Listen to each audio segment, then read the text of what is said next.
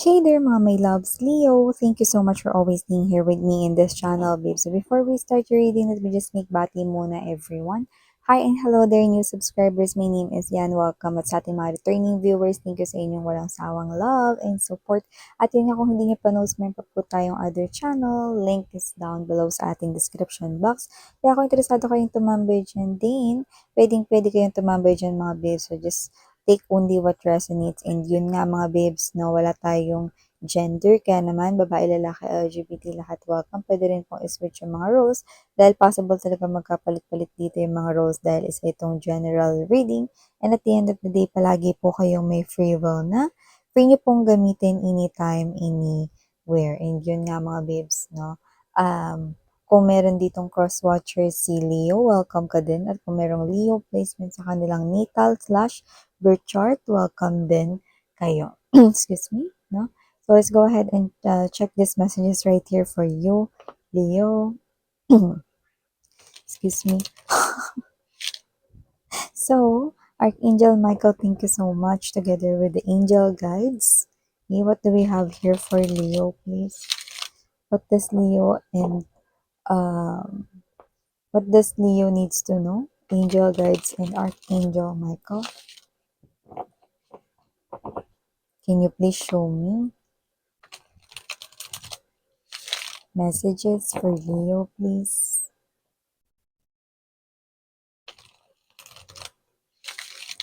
Leo.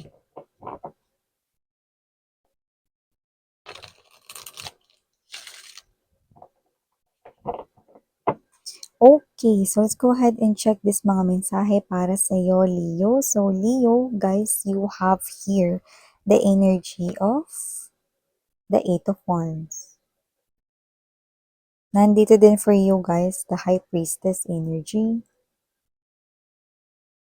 Nandito din for you, Ten of Coins. We also have here the Six of Cups. We have here the Four of Swords energy. Nandito din for you guys ang Nine of Cups. Bottom of the deck, Leo, we have here the Two of Coins, the Three of Wands, and the Wheel of Fortune.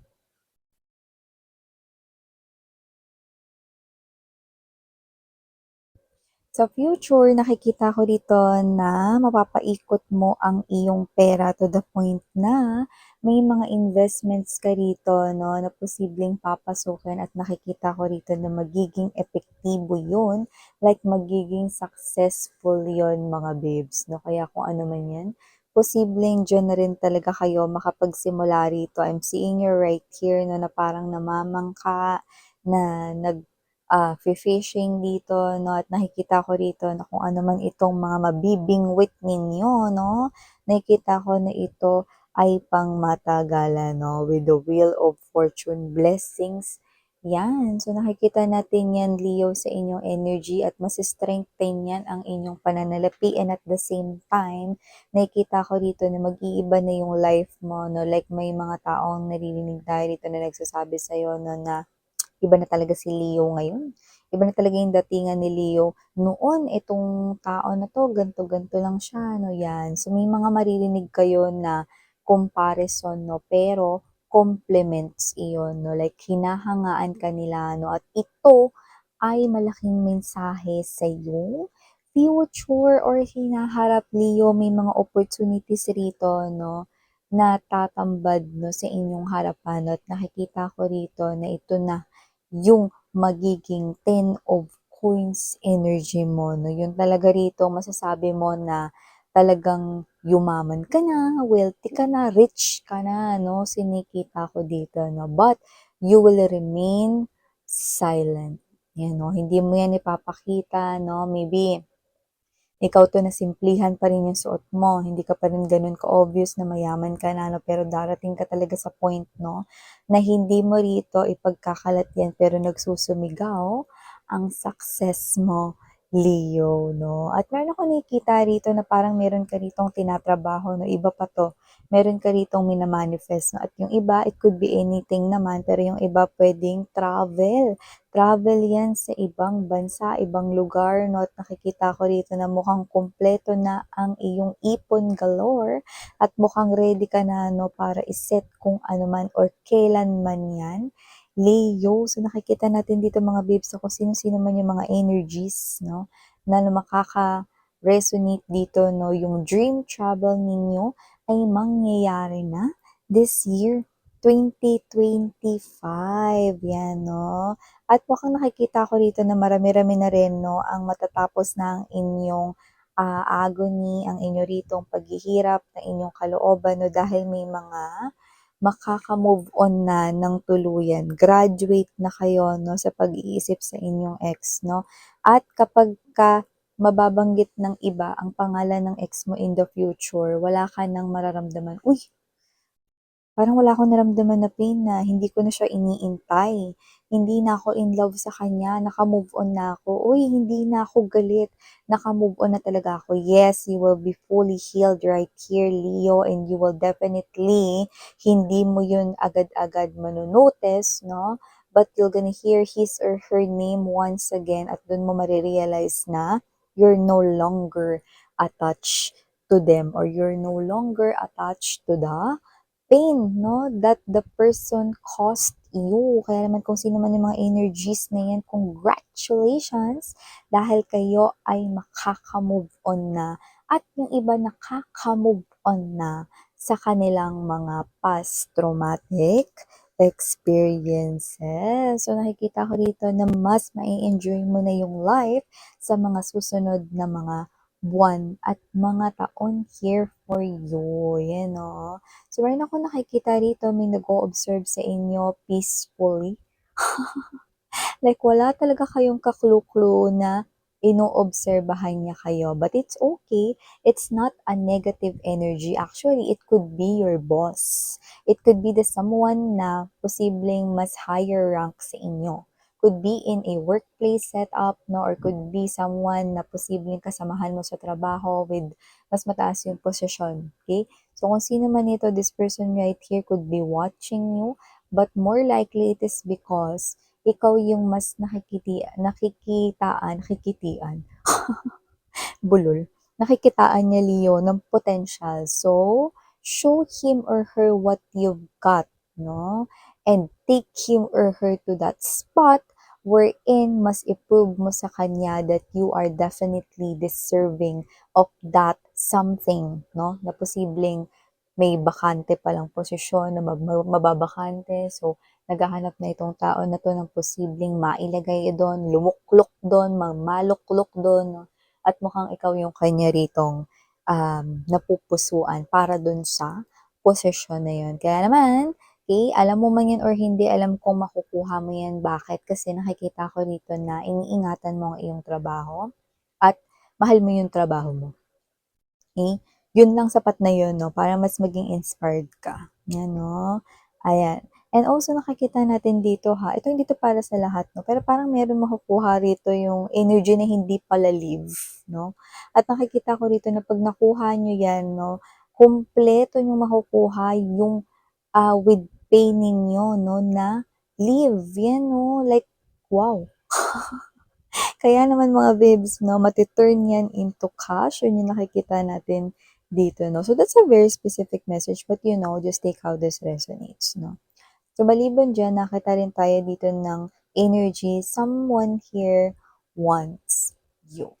At kung sino man 'tong energy na 'to 'no, this person right here is someone na posibleng hindi niya nakikita 'no, na siya ay karapat-dapat for you but still wants you. And that is already enough energy because this person here, dahil dun sa sobrang gusto niya rito, kahit na feeling niya hindi siya deserving. Paano hindi deserving, miss, yan? Pangit ba yung ugali niya? Masama ba yung ugali niya? Bastardo ba yan? Blah, blah, blah. Hindi, 'no? It's just that maybe may mga insecurities lang siya, like sa pera, trabaho, ganyan, 'no? Pero he or she is such a nice guy, 'no? And a good person as well. 'No? Yun nga lang, um, kung sino 'tong energy na 'to 'no, parang medyo mababa yung confidence niya, pagtingin sa kanyang sarili medyo wala siyang bilib 'no. So tingin ko ayun yung kanyang, blockage dito. But then again, hindi hindi talaga yun as in talaga total blockage kasi nakikita ko yung pagkilos sa kanya 'no, in a couple of weeks. Kaya kung sino man 'tong energy na 'to 'no, this person here will come sa inyo 'no, but not to tell you right away that he or she likes you. But this person here will definitely do some kind of actions 'no, to get closer to you, 'yan 'no, para mapalapit sa inyo. And yun nga mga viewers, so meron ba ditong parang nagkasakit lately? May nag-undergone ba rito ng surgery, someone around you, or could be you? So I'm seeing your health improving and this is a fast recovery. So I do see na mas gaganda pa rito ang iyo ritong katawan, kalusugan, no? Or kung sino man yan, someone around you, no? So definitely a great news, no, about health, no? Yan. Totoo yun, health is wealth, no? So you need to really take care of yourselves, no? Dahil yan talaga yung iyong makakaagapay. Ang iyong body, mind, and soul, no, should be aligned and coherent, di ba? And yun nga, no, Leo, nakita rin tayo ng energy rito, no, na possible na meron ditong someone na posibleng not yet na nakaka-move on sa inyo. But definitely not the energy of your ex, no? This is the person right here na posibleng na-reject mo na before. So parang feeling niya, i-reject mo rin siya ulit. So he or she will not even try again, no?